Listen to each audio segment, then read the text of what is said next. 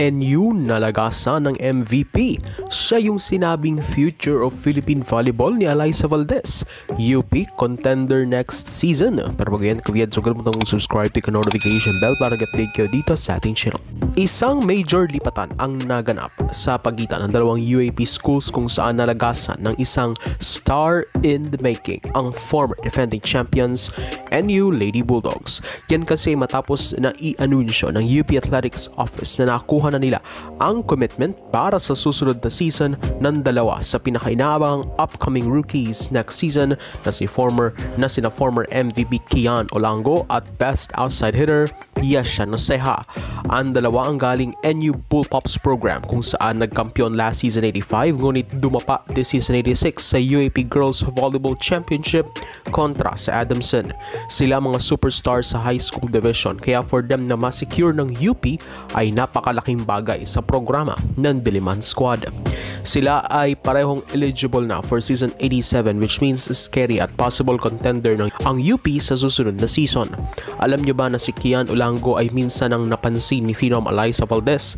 Tila binansagan kasi ito ni Phenom na the future of Philippine volleyball kaya talagang mahusay ang batang ito na for sure magpapasabog pa ito sa college division.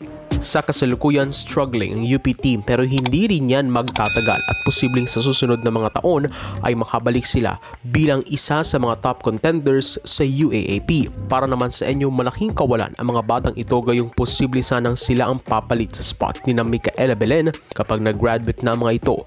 Although syempre hindi pa rin naman magpapatalo ang NU gayong may mga reserva pa sila sa high school na talagang pangmalakasan at gagawa ng impact sa college. Remember, they have one of the best volleyball program sa bansa kaya imposibleng mawala ng mga future stars ang koponan ito kahit na may ilang magsialisan. It's just that sa kalibre ni Olango for sure malaking hitback rin ito sa NU. Although medyo worried lang tayo sa naging sitwasyon ngayon sa college division kung saan tila ba nagiging enterprise league na ito kung saan kung sino ang may malalaking sponsor usually nasa sa kanila ang mga top players which makes the league unbalanced. Kung sa bagay, lahat naman ata ng UAP school ngayon ay may kanya-kanya ng sponsor so nagiging patagisan na lang at pataasan ng offer ang mga ito sa mga future rookies na napipisin nila. Sa panig ng UP, crucial sa recruitment progress ng team ang suporta ng alumni, athletic director at ng main backer nila ngayon na strong group athletics na mga key factors sa pagkumbinsi sa mga bata na mapunta sa kanila. Bukod kina Olango at Noceja, matatanda ang una nang nakuha ng UP ang isa pang MVP mula Bacolod na si Jothea Ramos at Ateneo de Cebu star Joannis Perez, making them a formidable team come season 87.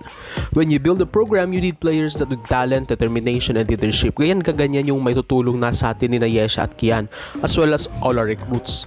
Yan ang pahayag ni UP Volleyball Program Director and Head Coach Oliver Almadro. So, throughout ang gawin, for support this channel, please subscribe, notification bell to be updated on my coming videos.